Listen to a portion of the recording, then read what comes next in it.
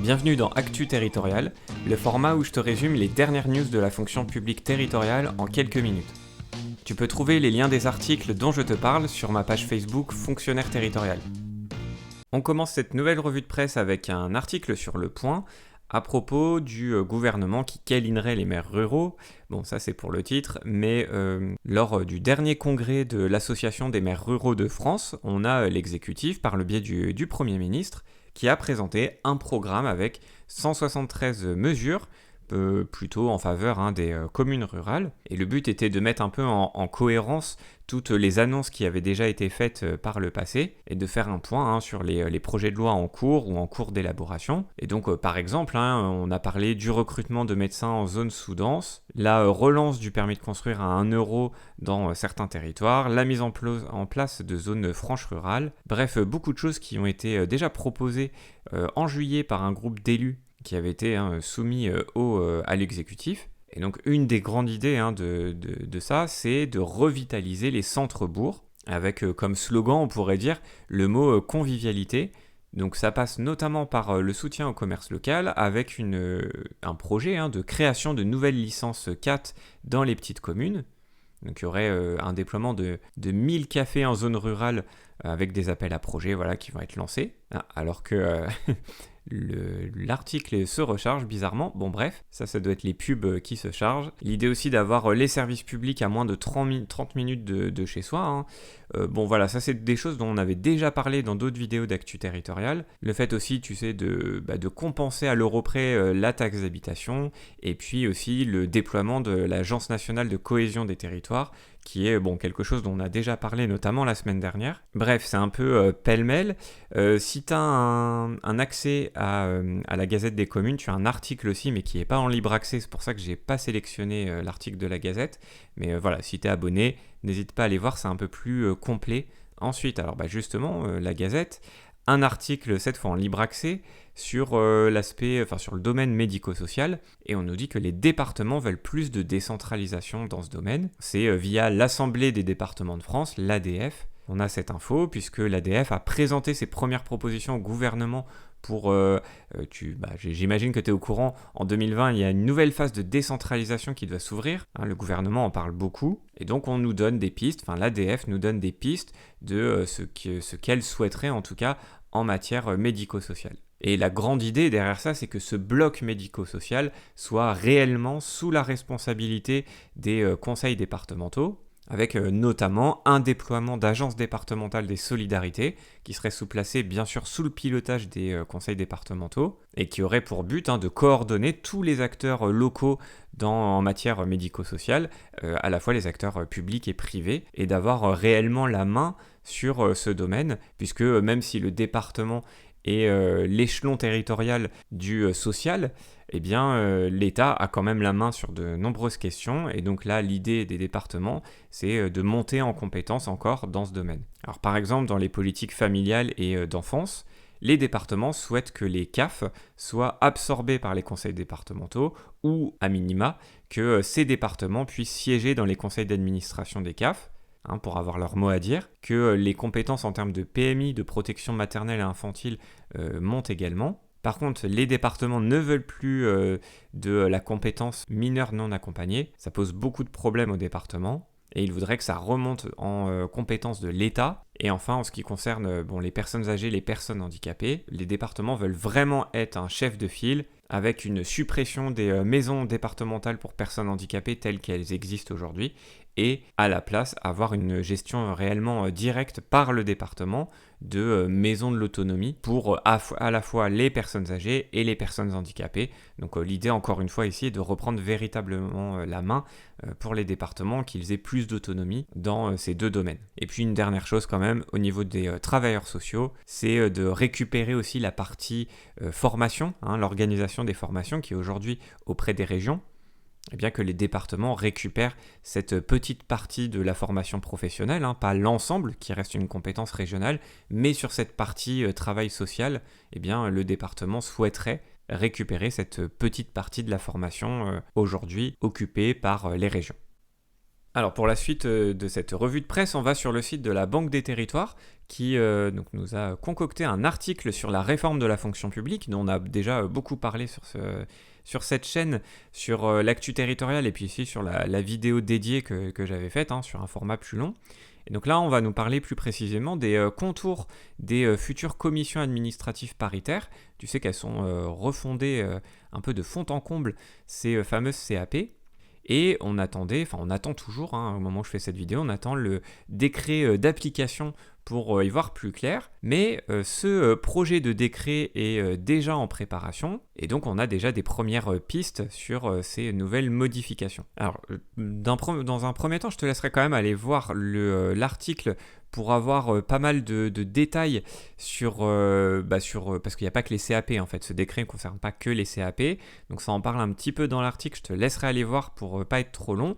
Par contre là on va s'attarder un petit peu sur justement ces CAP. Bon déjà tu sais que ces commissions administratives paritaires sont des instances de dialogue social, ce qu'on nous indique ici, qui formulent des avis sur les questions relatives aux carrières individuelles des fonctionnaires, déjà pour un premier rappel. Et cette loi de transformation de la fonction publique restreint en fait les compétences de ces CAP avec plusieurs suppressions d'avis préalables qui étaient auparavant obligatoires, donc notamment en cas de mutation ou de transfert d'agents entre collectivités.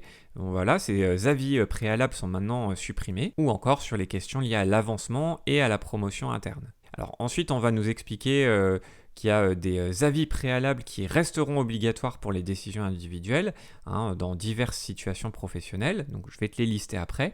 Mais là, on va très vite. C'est-à-dire que là, c'est juste une petite phrase pour dire qu'il y a quelques suppressions. Il y a un communiqué de la CGT, me semble-t-il, qui explique un peu plus en détail ce que ça peut vouloir dire concrètement pour les agents et que pour eux, très clairement, dans leur communiqué, c'est un grand recul pour les agents de la fonction publique. Donc si tu es un peu curieux, je te laisse aller faire tes recherches. Je pense que sur Google, si tu tapes CAP, CGT, tu devrais retrouver. Mais voilà, je trouvais que là, cet article-là était allé un petit peu vite sur les suppressions, donc je te laisse approfondir un peu ça.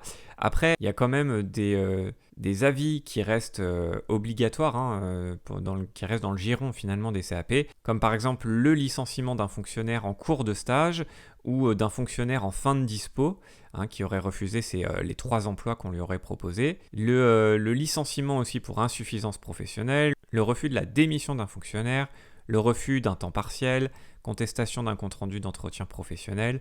Bon voilà, il y a quand même pas mal de cas où la CAP reste compétente, et il y en a même certaines qui ont été rajoutées, comme par exemple les refus de titularisation lors d'une phase de recrutement, des sanctions disciplinaires des 2e, 3e et 4e groupes, donc les décisions les plus lourdes.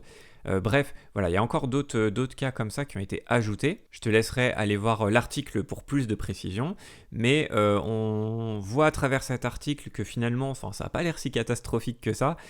Voilà, c'est pour ça que je te parle du communiqué de syndicat, parce que là, j'ai pas trouvé d'article vraiment sur les sites un peu classiques qui énonçait un peu tout ça de façon plus, on va dire, plus complète.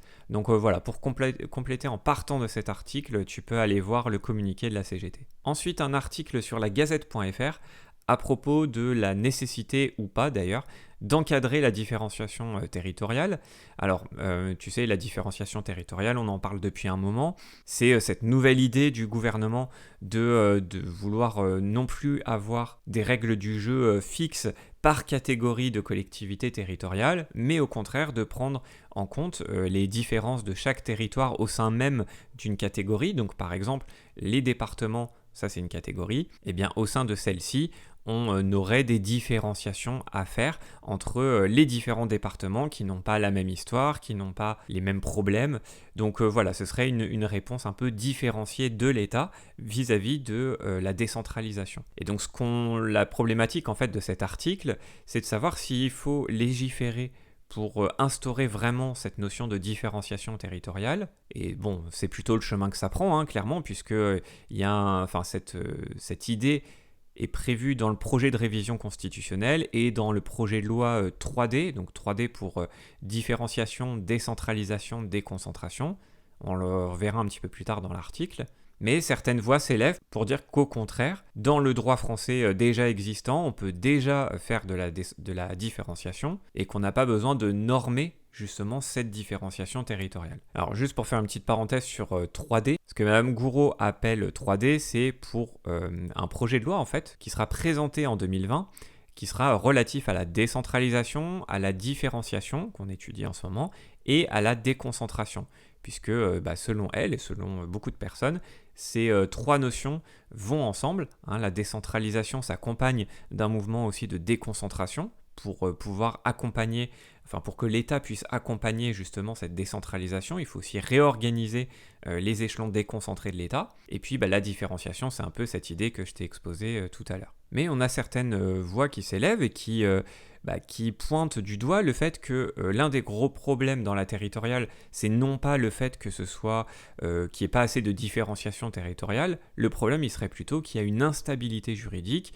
les normes juridiques bougent tout le temps, et le fait d'en rajouter encore une couche avec cette différenciation, en tout cas le fait de rajouter comme ça des normes juridiques par rapport à cette question, va faire que rajouter de l'instabilité juridique, alors même que justement ce qu'on nous dit ici, c'est qu'il y a déjà des possibilités de différenciation dans le cadre législatif actuel. On nous donne plusieurs exemples, avec par exemple Paris, Marseille, Lyon qui a fait l'objet d'une loi, la loi montagne également, ou encore la création de la collectivité européenne d'Alsace. Bref, donc on n'a pas eu besoin d'une loi expliquant ce qu'est la différenciation pour créer cette collectivité européenne d'Alsace, qui pourtant répond à ce principe de différenciation. Donc voilà, il y a encore des débats sur le fait que est-ce que cette différenciation territoriale doit nécessairement être synonyme de nouvelles lois, de nouvelles explications législatives par rapport à cette question. Et enfin, un dernier article sur Le Figaro. Tu trouveras des articles un peu partout, notamment sur La Gazette, mais malheureusement, il n'était pas en libre accès. D'ailleurs, si tu as accès à La Gazette, à tous les articles, je te conseille d'aller plutôt sur ce site. À propos de du fameux retour de la Cour des comptes, qui a été donc très sévère par rapport à la fusion des régions en 2016, qui devait être source de grandes économies, on nous l'avait vendu comme ça à l'époque. Et bien finalement, il n'en est rien, en tout cas à court terme, on verra à plus long terme, mais effectivement, il y a eu beaucoup de surcoûts, il y a beaucoup de surcoûts qui ont été engendrés par rapport à ces fusions de régions, notamment, alors pour la faire courte, en termes de bâtiments, puisque la plupart des régions font encore fonctionner tous leurs bâtiments, il n'y a pas un seul conseil qui fonctionne, tous les bâtiments des deux anciennes régions, ces deux anciennes régions qui ont fusionné, continuent à fonctionner. Les dépenses de personnel ont aussi augmenté. Il y a un parallèle qui a été fait entre les agents les moins bien payés, entre guillemets, et les mieux payés, mais ça a été calqué sur le mieux disant, donc sur les agents qui étaient le mieux considérés au niveau financier. Donc forcément, mécaniquement, ça a engendré un surcoût en matière de dépenses de personnel, et également en termes d'organisation. Il y a eu des surcoûts aussi en matière logicielle, tout simplement. Les logiciels de finance, il a fallu réorganiser tout ça, donc ça coûte de l'argent puisque tout le monde n'avait pas les mêmes process de travail. Bref, on est loin de l'annonce de l'époque qui s'était d'André Valigny notamment, qui s'était avancé sur des économies possibles de l'ordre de 10 milliards d'euros. Alors il parlait de à moyen terme. Là, pour l'instant, on est à court terme, donc c'est pas... Faut voir sur du plus long terme, mais pour l'instant on est même pas à l'équilibre, on est plutôt dans le négatif puisque on a 50 millions de dépenses annuelles supplémentaires par rapport à 2016. On a aussi dans les raisons que j'ai invoquées, il y a également en plus celle des indemnités des élus, puisque pour l'instant il n'y a pas moins d'élus, très peu peut-être au niveau présidence, mais en tout cas le nombre de conseillers n'a pas forcément diminué. Et puis aussi, tu sais, il y a ce mécanisme un peu d'indemnité des élus qui est en fonction de la taille de la collectivité. Donc comme là, les collectivités ont fusionné, la taille est beaucoup plus grande, donc mécaniquement, les indemnités des élus ont aussi augmenté puisque le barème a changé. Voilà, donc il y a pas mal de petits mécanismes comme ça qui font que finalement on n'a pas du tout économisé, hein, clairement. Et donc les magistrats de la Cour des comptes expliquent que globalement, en l'absence d'une politique volontariste de réduction des effectifs, de tailler dans l'effectif, dans les effectifs de fonctionnaires, en 2021, les dépenses annuelles supplémentaires en matière de régime indemnitaire des régions qui ont fusionné représenteront environ 50 millions d'euros par rapport à 2016. Donc voilà, on n'est clairement pas sur une économie à court terme. Encore une fois, bon là, il y a les médias, les grands médias qui s'insurgent, tu as dû voir ça aussi de ton côté, contre cette fonction publique qui dépense toujours plus. Je pense qu'il faut voir aussi sur le moyen terme, il faut se calmer un petit peu. En termes de gestion de RH, c'est quelque chose qui prend du temps. Les régions, ce sont quand même des grandes organisations en termes d'effectifs. Hein. Il y a beaucoup d'agents. Donc, il faut quand même laisser un petit peu de temps. Mais effectivement, par rapport à comment ça a été fait, et notamment, il y a un article aussi qui en parle sur alternative économique, du fait de comment ça avait été fait à l'époque. Et en gros, l'idée, c'était de dire que ça a été fait un petit peu à la va-vite, qu'il n'y a pas eu réellement d'études sérieuses sur les économies attendues par rapport à cette mesure, et que grosso modo c'était un peu dogmatique de lancer ça comme ça. Là je te le dis comme ça un peu à brûle-pourpoint en mode discussion entre potes. Si tu veux aller voir un peu plus dans le détail, je t'invite aussi à aller voir sur Alternative Économique, tu auras un peu plus de détails par rapport à cette idée. Enfin voilà, si ça t'intéresse de creuser un peu, je t'invite à aller voir sur Alternative Économique. Là, l'intérêt de cet article-là, c'est que il explique les choses simplement, et voilà, tu as les infos, on va dire, de premier niveau. Voilà, je te laisse là-dessus, j'espère que c'était clair pour toi, et je te dis à très bientôt pour un nouvel épisode d'Actu Territorial. Salut!